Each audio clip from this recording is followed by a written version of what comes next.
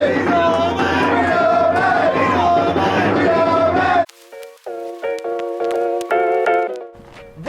to the More Than Tyres Stadium, home of Burgess Hill Town. They play their football in the Isthmian South East division, and today we haven't been given the keys. We're here for a live match as they take on Crawley Town.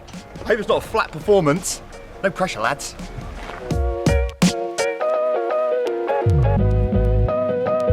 The capacity here is 2,500 with 408 available seats. But not only that, it boasts 3 terraces: the Peter Strange stand, the Ashley Carr terrace, and my personal favourite, the Mansell McTaggart stand. Thankfully, easy Tiger. Thankfully, none of the media team at Burgess Hill are scared of heights, because this is where they go to film the games from the gantry.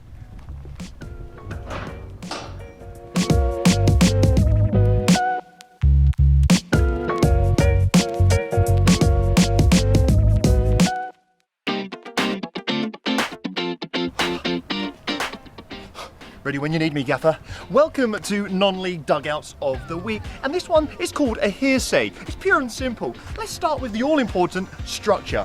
They've gone for the small, thin metalwork with the perspex throughout, but with a lovely touch of the green and black stickers, keeping it on Burgess Hill Town brand.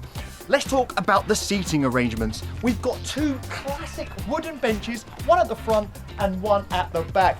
And if there is a few extra players, they've got an overspill of 4 white garden furniture chairs. Now, if you are wearing one of these bibs, I'm afraid you're a sub.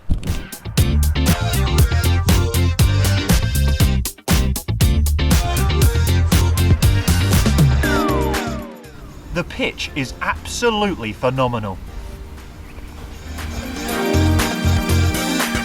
I'm absolutely sweating buckets, but let me tell you about the club crest. This is the Burgess Hill Town coat of arms, and you're probably wondering what Concilio e Prudentia means. Well, that translates to wisdom and prudence.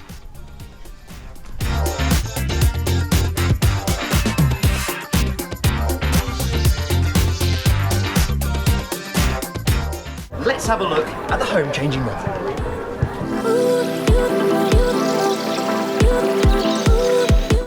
Check out the lovely laminate flooring. As we make our way through into the changing room, the players are wearing their blue jersey tonight. And if there are any knocks and niggles, the physio room is just around the corner.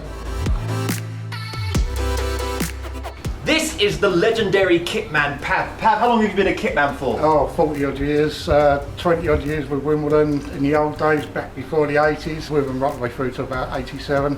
So, seen quite a lot of stuff.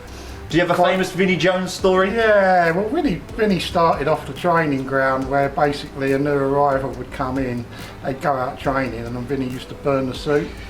So without anybody knowing, so they come back and they've got nothing to wear. So there's a suit and on flames outside, and he loved it. Did the players ever prank you? I mean, I used to come out there and of course get changed and go in there, and they'd put chalk into my pockets so I could stick my hand in there.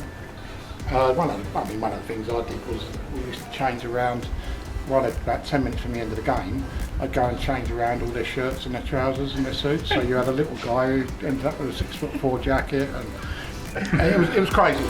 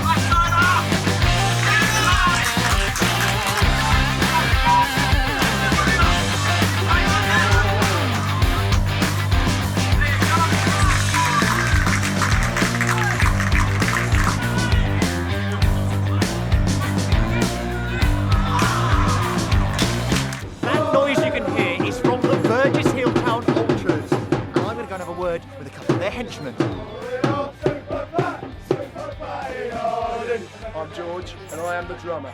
I'm Dylan, I play the bugle.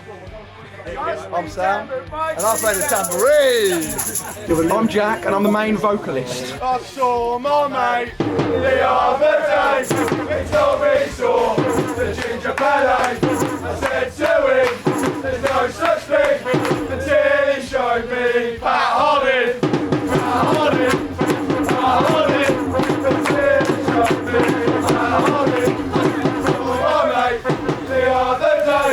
I told me he saw the ginger ballet. I said to him, there's no such thing until he showed me Pat Hodding.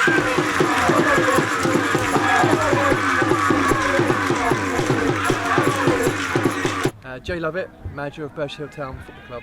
What are the biggest challenges as a manager when trying to build a non-league team? There's lots of different bits and pieces that you could say that challenge you as a non-league manager in terms of a training facility. We don't go in day out. We don't have the contact time that a pro club would have with players, which means obviously when you have that contact time you can work on formations a little bit better, you can work on your fitnesses a little bit better, your team bonding a little bit better.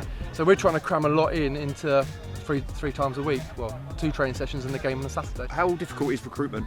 Been a little bit easier for me because what I've tried to do is get a lot of young local boys in, and my background is been coaching sort of the younger lads, whether they've been at Brighton, whether I'm in the Sussex sort of squads. Obviously what I've learned over the last couple of years is trying to mix it with a nice balance of more experienced players.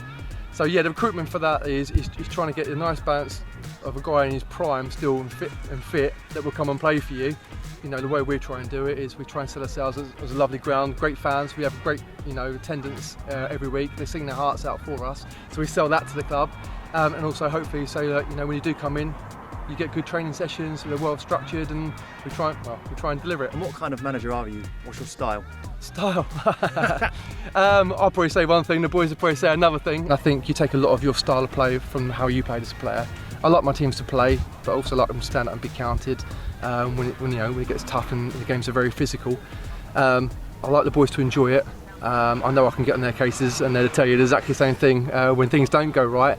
But at the same time, I want them to be in an environment where they're really enjoying it. And if you're in an environment where you enjoy it, you tend to play your best football anyway.